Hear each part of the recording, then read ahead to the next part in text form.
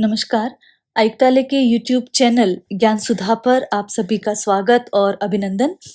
ज्ञान सुधा पर हम सतत प्रतियोगी परीक्षाओं हेतु महत्वपूर्ण सामग्री उपलब्ध करवाने की चेष्टा कर रहे हैं। इसी क्रम में हम असिस्टेंट प्रोफेसर हिंदी परीक्षा हेतु यहाँ पर सतत चर्चा कर रहे हैं। साथ ही यह सामग्री नेट और सेट के लिए भी समान रूप से उपयोगी है। इसी क्रम में हम बात कर रहे हैं हिंदी भाषा, साहित्य और काव्य शास्त्र के विभिन्न पक्षों की, और उसी क्रम में हम कबीर ग्रंथावली का अध्ययन कर रहे हैं, जिसके संपादक बाबू श्याम सुंदर दास हैं और जो कि काशी नागरी प्रचारणी सभा से प्रकाशित हुई है। कबीर के साखियों और साखियों में भी हम गुरुदेव को अंग और विरह को अंग पर बात कर चुके हैं, और आज हम जिस पे बात कर रहे हैं वो कबीर के पद हैं। कबीर के पदों में प्रारंभिक 2 पदों का हमने अध्ययन कर लिया है।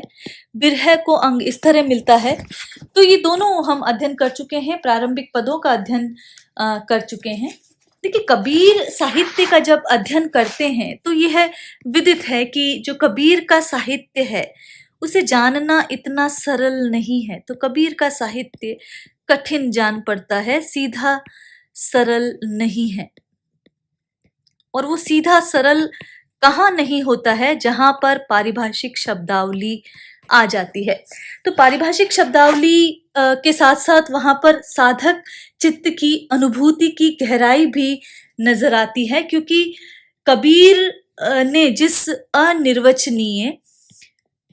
जिसकी व्याख्या नहीं की जा सकती, जिस अनिर्वचनीय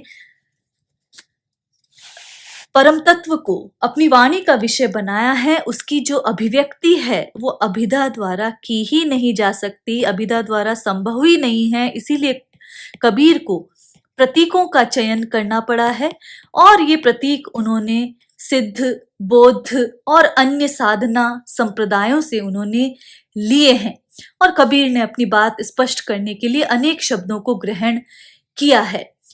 तो यहाँ पर यदि उनका अर्थ हम देखें तो ठीक वही नहीं रह गया है जो परंपरा से मान्य है। कबीर ने उन्हें नई अर्थवत्ता से भास्वर कर दिया है। इसीलिए कबीर को समझने के लिए विशिष्ट शब्दों की परंपरा और पृष्ठभूमि से अवगत होना जरूरी है। वहां पर यदि हम देखें तो ईड़ा, पिंगला, सुषुम्ना नाड़ियों का वहां पर जिक्र है। वहां षट चक्र है, जिसमें मूलाधार, स्वादिष्टान, मणिपुर, अनाहत, विशुद्ध और आज्ञा चक्र की बात है। और फिर यदि हम बात करें तो अष्ट कमल दल चरखा डोले की बात वो करते हैं। तो इस प्रकार ये महत्वपूर्ण जो शब्दावली है वो कबीर को समझने के लिए जरूरी है। तो कबीर के पदों का अध्ययन हम आज कर रहे हैं, और 2 पदों का हम अध्ययन कर चुके थे। अगला जो पद है कि अब तो ही जान न देहु राम प्यारे, कि अब जो तुम मुझे मिले हो हे ईश्वर, हे परम तत्व, अब मैं तुम्हें जाने नहीं दूंगी। अब बड़े समय के बाद, बड़ी प्रतीक्षा के बाद मुझे मिले हो, इसलिए अब मैं तुम्हें जाने नहीं दूंगी। कबीर यहाँ पर कहते हैं जो भावे, कि जैसे भी हो, जैसे तुम्हारा मन करे।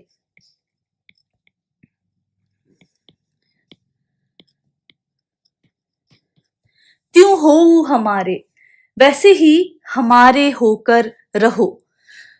ये बात कबीर कह रहे हैं, और कबीर यहाँ पर यह बात आत्मा को लक्षित करके कह रहे हैं, और इस बात को कहते हुए वो आत्मा का सहारा यहाँ पर ले रहे हैं कि अब तो ही जान न देहु राम प्यारे। तो आत्मा के माध्यम से, विरहणी रूपी आत्मा कह रही है, तो इसलिए रूपक अलंकार भी यहाँ पर है।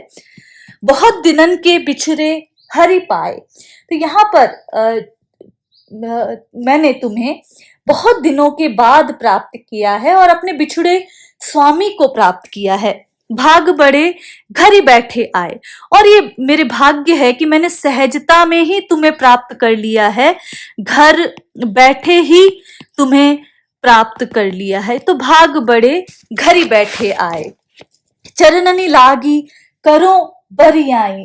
अब मैं यहाँ पर तुम्हारी क्या कर रही हूं कि मैं तुम्हारे प्रेम वंदन में वाघ उनके चरणों में रहकर सेवा करूंगी, कि मैं तुम्हारे चरणों में रहकर बरियाई अर्थात निरंतर सेवा करूंगी और प्रेम प्रीति राखो उरझाई, और तुम्हें प्रेम बंधन में और प्रीति में मैं तुम्हें निरंतर उलझा कर रखूंगी। ये बात यहाँ पर कह रहे हैं कि मैं तुम्हें निरंतर अपने प्रेम व्यवहार में उलझा कर रखूंगी। तो प्रेम प्रीति में उलझा कर मैं रखूंगी। इत मन मंदिर रहो नित चोषे।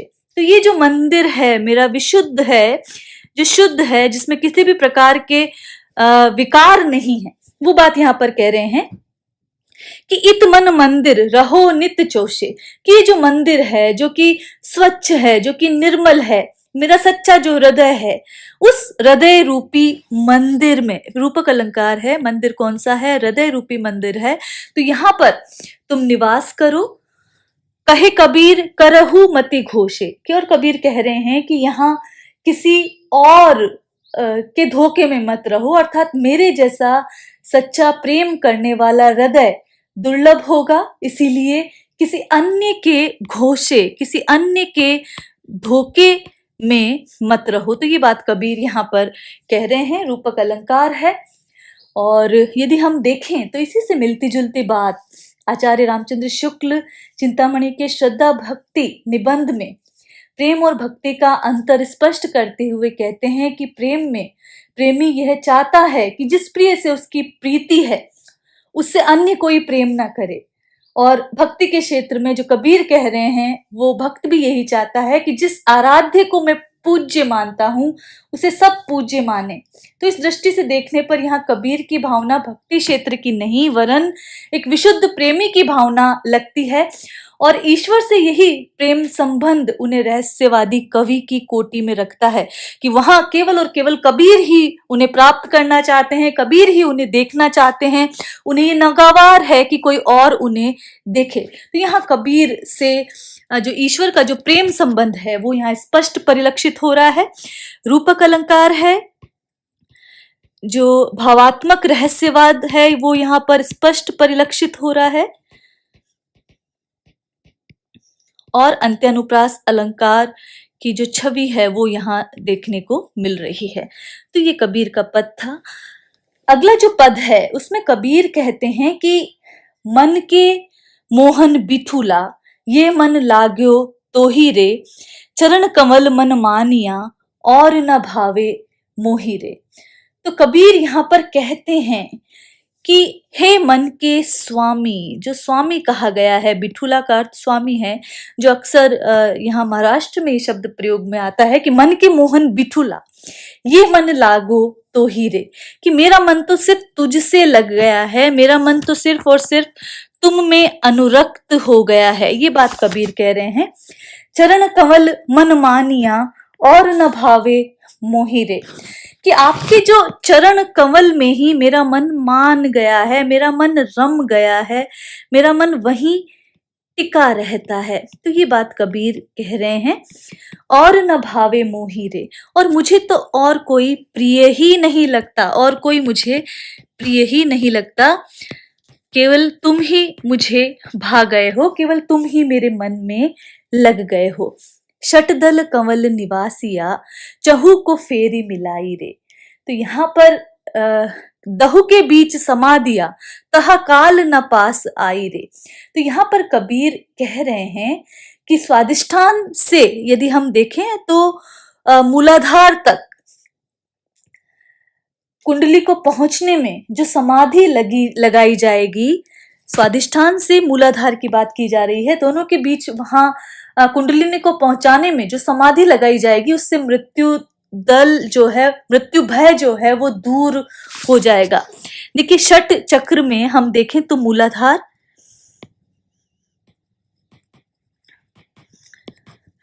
स्वादिष्ठान, मणिपुर, अनाहत, विशुद्धि या विशुद्ध चक्र और आज्ञा चक्र। तो जो स्वादिष्ठान 6 पंखुड़ियों वाला जो कमल दल है, और जो स्वादिष्ठान की बात की गई है अगर उसको देखें तो 6 पंखुड़ियों की कल्पना उसमें की गई है। इसका सिंदूर वर्ण माना जाता है और इसको यदि साध लिया जाता है तो साधक जो है निर्भय होकर अणिमादि सिद्धियों का अधिकारी हो जाता है। और यदि हम देखें तो इस चक्र का तत्व जल है, चक्र के देवता विष्णु है, खैर वो अलग बात है।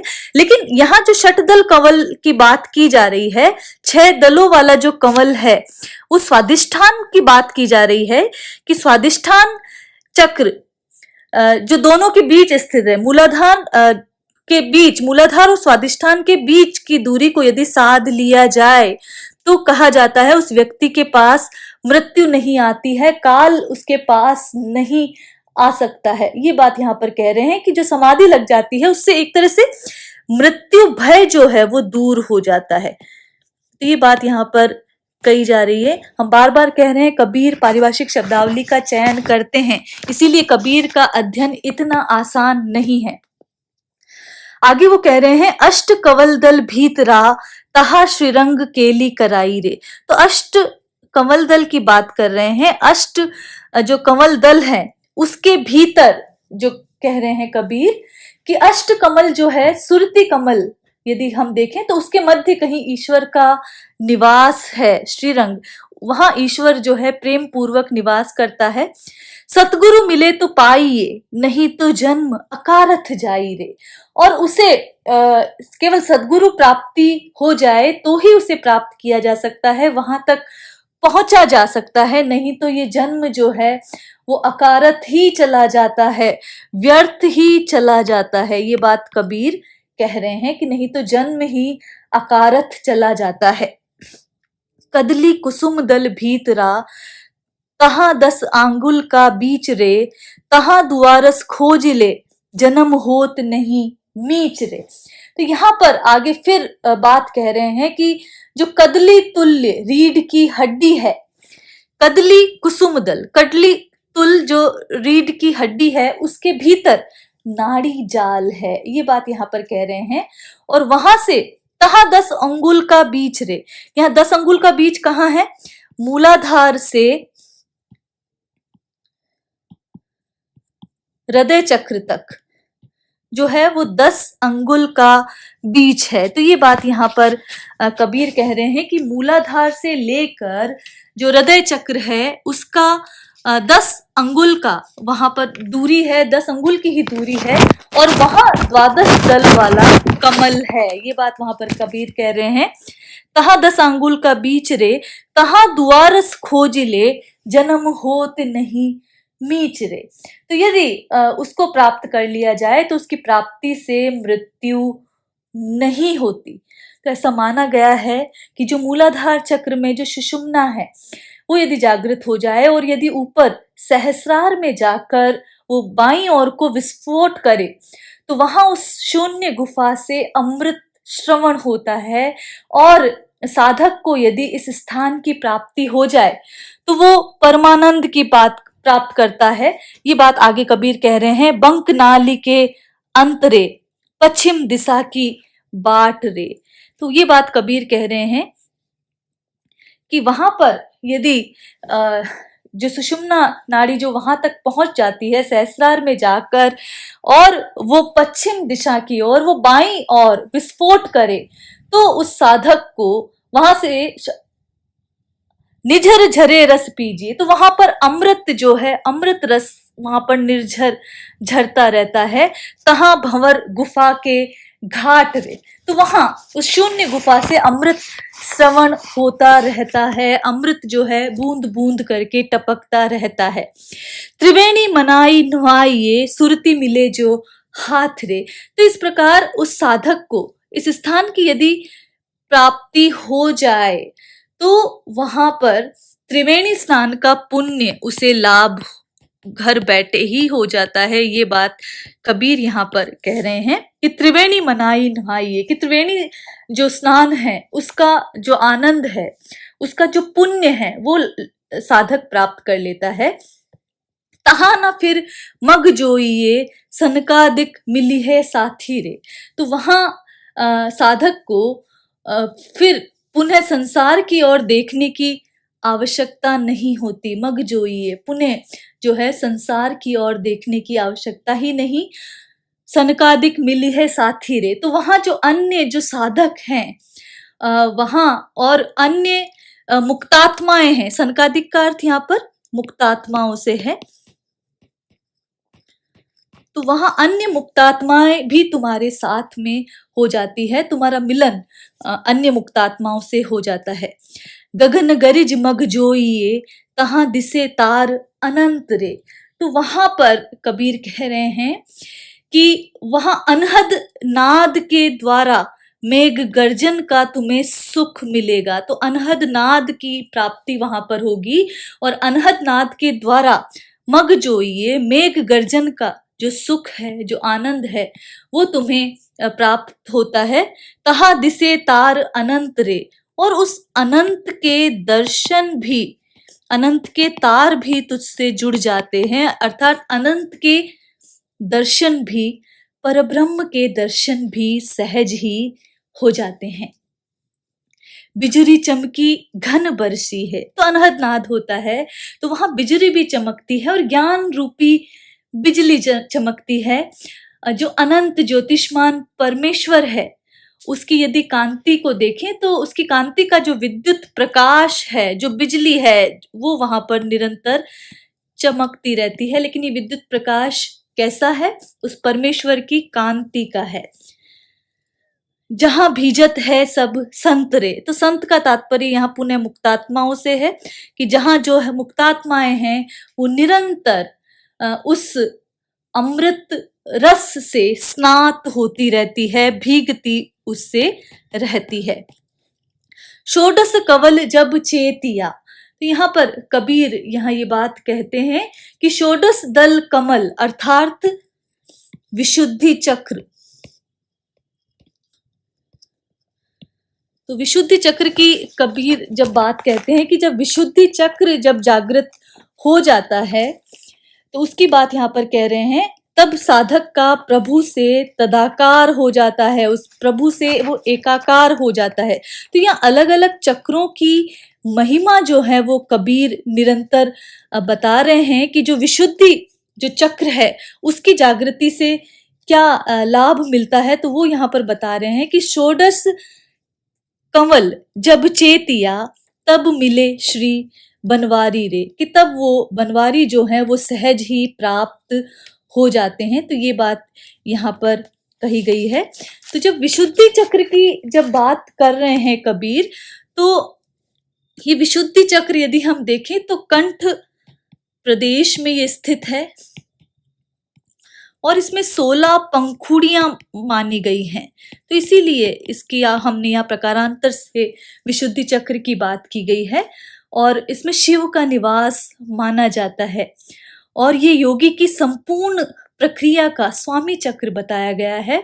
इस चक्र पर वाक देवी सरस्वती की स्थिति मानी गई है और यहाँ पहुंचकर साधक सांसारिकता से मुक्त विशुद्ध हो जाता है और इस चक्र का तत्व आकाश और जो लोक है वो जन है। इस चक्र की सिद्धि योगेश्वर की जो प्राप्ति करा देती है। तो देखिए कितना गूढ़ है। तो षोडश कवल जब चेतिया, तब मिल गए श्री बनवारी रे, तो वो प्रभु से तादाकार हो जाता है। देखिए बनवारी यहाँ पर संबोधन जरूर किया है, लेकिन उस निर्गुण की ही बात कबीर यहाँ कह रहे हैं।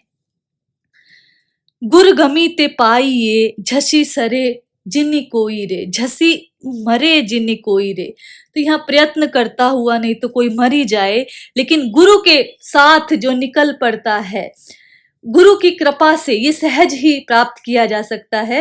वैसे चाहे कोई कितना ही प्रयत्न कर ले, अन्यथा वो मर जाए लेकिन उसकी प्राप्ति नहीं कर सकता। तही कबीरा रमि रया, सहज समाधि सोई रे। तो कबीर कह रहे हैं कि कबीरा रमि रया, कहाँ पर रमि रहा? उसी परम पद के स्थान में कबीर जो है उसका लाभ सहज समाधि द्वारा निरंतर प्राप्त कर रहे हैं और ये गुरु की कृपा से ही संभव हुआ है।